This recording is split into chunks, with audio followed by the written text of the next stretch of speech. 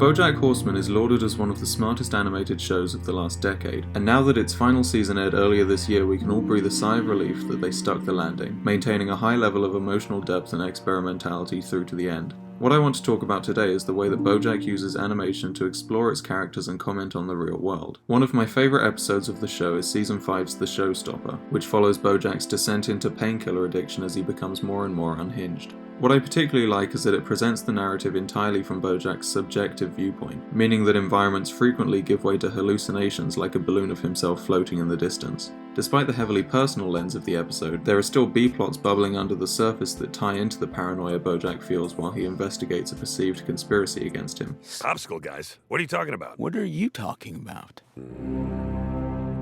The B-plots both involve people involved in the show Bojack's filming taking extreme measures to keep the show running, and the fact that the audience only sees this in brief glimpses only amplifies the absurdity of the situations. This allows the more satirical side of the show to shine as it constructs these bizarre pastiches of capital-driven entertainment industry in all its bureaucratic eccentricity. The Phil Burrito. So zesty you'll forget your murdered wife.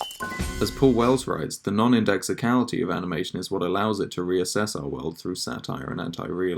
The fact that Bojack Horseman is an animated show means that it can lean much further into the absurdity of its constructed world, providing ample opportunity to criticize the real world. After all, it is itself a TV show, and the creators have likely had to deal with production oddities like this at some point in their careers, albeit likely not in ways as strange as this. The effect that this has is that the audience, much like Bojack himself, start to lose their grasp on what's real and what's not. This fits especially well with the theme of the season, which examines the real-world reception of Bojack Horseman through the fictional show Filbert, and asks metatextual questions about how audience idolize toxic characters. All of this culminates in Bojack attacking his co-star Gina and reality once again giving way to a set, leaving Bojack with no choice but to climb the staircase and finally confront himself. On top of being probably my favourite scene in the whole show, it's an excellent example of animation utilising anti-realism to show the internal processes in characters, something that live-action shows usually don't have the ability to do since their aesthetic is inherently realistic. Like many of its contemporaries, Bojack is animated in Flash, which means animation of its characters is quite stiff and neutral, and features practically no examples of techniques like squash and stretch or anticipation, besides a few fringe cases. However, where the show might be lacking in character animation, it more than compensates for in its attention to detail in theming and character development, which it expertly expresses through anti-realist animation to create a truly evocative TV series.